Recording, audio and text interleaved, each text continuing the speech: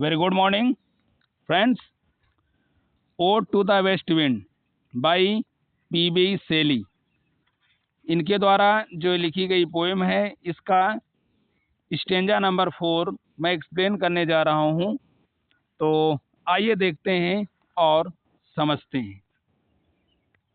According to the poet, poet कहता है कि if I were a dead, poet कहता है कि अगर मैं डेड लीफ होता,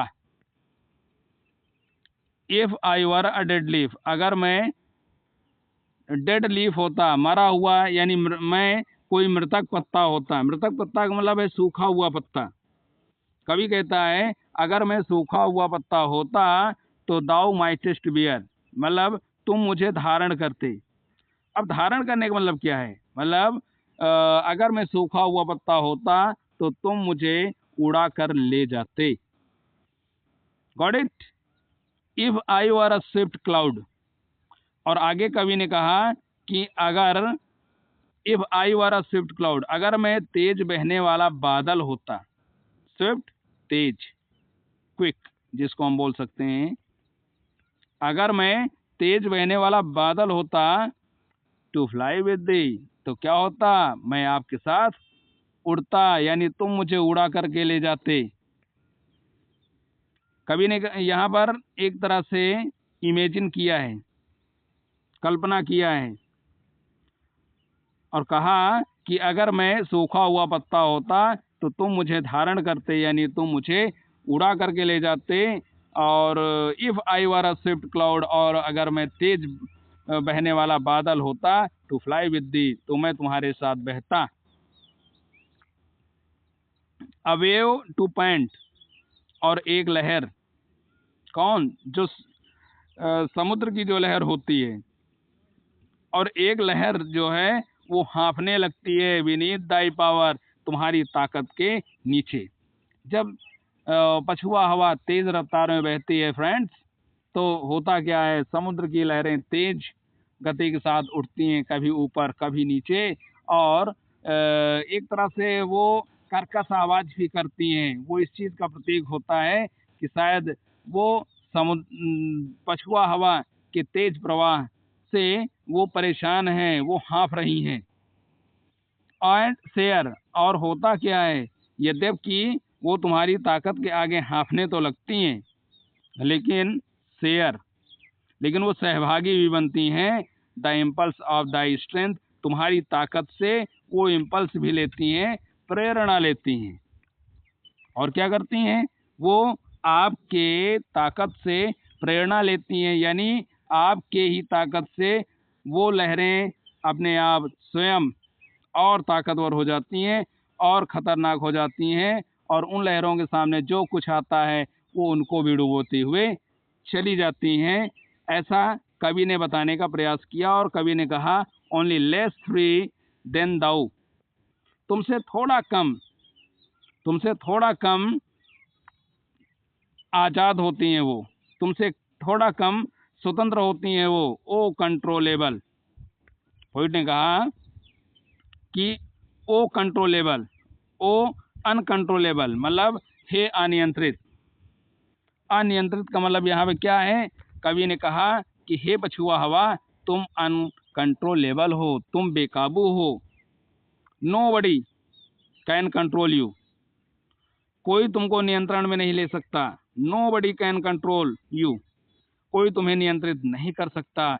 इवन इफ, यद्यपि, आई were as in my childhood, यद्यपि आई वर, मैं भी था, एज इन माई बॉयहुड, मैं अपने बॉयहुड में, यानी जब मैं बचपन में, जब मैं बच्चा हुआ करता था, मैं जब छोटा हुआ करता था, तो मैं भी तुम्हारी ही तरह था। क्या? अनकंट्रोलेबल, अनियंत्रित। मैं भी तुम्हारी तरह ही अनियंत्रित हुआ करता था, तुम्हारी ही तरह मेरे ऊपर किसी का कोई जोर होता नहीं था। And could be the comrade of thy wandering, और अगर वो बचपना में मुझे मिल जाए ना, तो क्या हो जाए?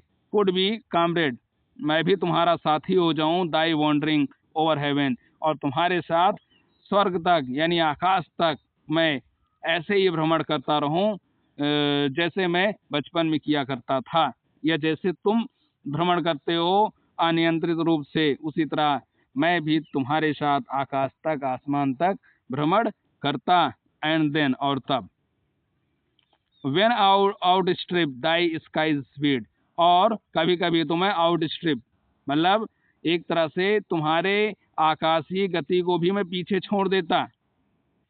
स्केयर्स सीम्ड अविजन, और मैं कल्पना करता हूँ, मैं इसका कल्पना भी करता हूँ कि मैं तुम्हारे आकाशीय गति को भी मैं पीछे छोड़ देता अगर मेरा बचपना मेरे पास होता।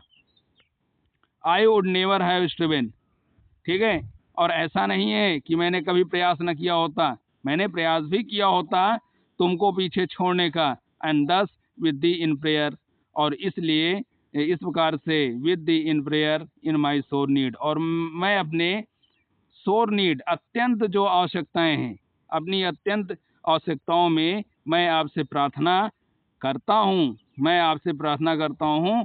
आइए फ्रेंड्स, देखते हैं कवि कौन सी प्रार्थना करता है। क्या कहता है कवि?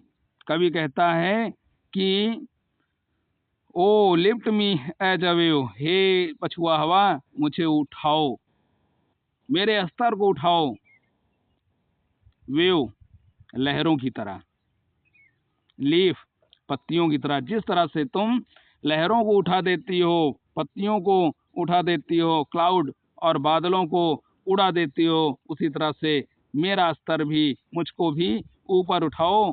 क्यों? क्योंकि आई फॉल अपॉन, क्योंकि मैं गिरा हुआ हूँ, द थॉर्न्स ऑफ लाइफ, जीवन के कांटों पर। यहाँ पे कांटों का अर्थ है डिफिकल्टीज, परेशानियां।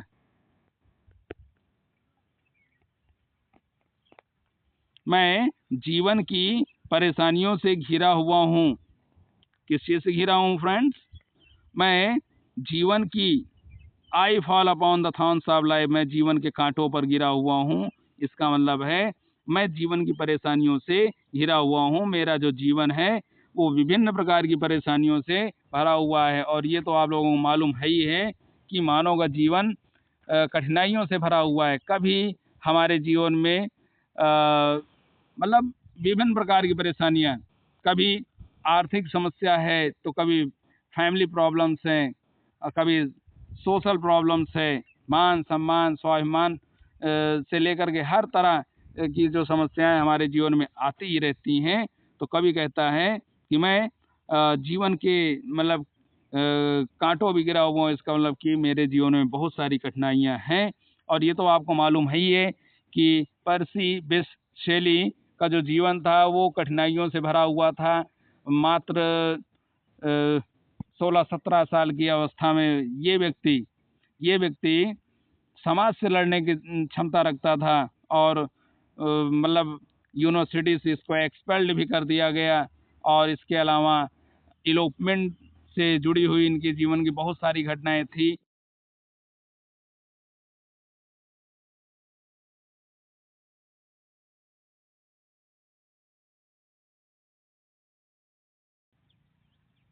नेक्स्ट, और इसलिए कवि कहता है क्या? आई ब्लीड, मेरे शरीर से रक्त बह रहा है, मेरे शरीर से रक्त बह रहा है। मतलब इसका कहने का मतलब है कि जीवन परेशानियों से बिल्कुल भरा हुआ है। और आगे कवि कहता है a heavy white of hours, a heavy white of hours, समय का भारी वजन, समय के भारी वजन ने चेंड मतलब जकड़ करके रख दिया है। यानी ये समय की बात है कि वो कवि कहता है कि एक समय था जब मैं अनियंत्रित होता था और बिल्कुल स्वच्छंद तरीके से अपने हिसाब से अपने जीवन को जीता था, लेकिन आज टाइम ने मुझको जकड़ करके रख दिया है, और जकड़ के ही नहीं रखा, बोर्ड झुका दिया है। क्योंकि जो टाइम होता है डियर फ्रेंड्स, वो बहुत ही ताकतवर होता है, और ये जो समय है, समय चोरी चोरी चुपके चुपके हम लोगों को, हमारे शरीर की ताकत को छीन लेता है, हमारी ब्यूटी को छीन लेता है, और एक दिन हमारी सांसों को भी छीन लेता है। तो कवि ने कहा कि समय रूपी जो भारी वजन है, समय का जो भारी वजन है, उसने क्या किया है, उसने मुझको झुका दिया है और जकड़ करके रख दिया है। और कैसे, 1 2 लाइक दी, 1 2 लाइक दी, मतलब 1 2 लाइक दी। और कभी कभी कहता है कि मैं तुम्हारे तरह, कभी मैं तुम्हारे तरह था, आज मुझको समय ने जकड़ लिया है, झुका दिया है, लेकिन 1 2 लाइक दी, कभी मैं तुम्हारी तरह ही था। कैसे, टेमलेस, अनियंत्रित, अनियंत्रित, स्वच्छंद, स्विफ्ट, तेज एंड प्राउड, और गर्व से मैं भरा हुआ रहता था। तो आई थिंक फ्रेंड्स, आप लोगों की समझ में ये पोइम और ये स्टेंजा आया हुआ होगा, और अगर नहीं आया तो इतना सिंपल लैंग्वेज में मैंने इसको समझा दिया है कि आप इसको दोबारा तेज रफ्तार में करके आप सुन सकते हैं, देख सकते हैं, और आपकी समझ में श्योर आ ही जाएगा।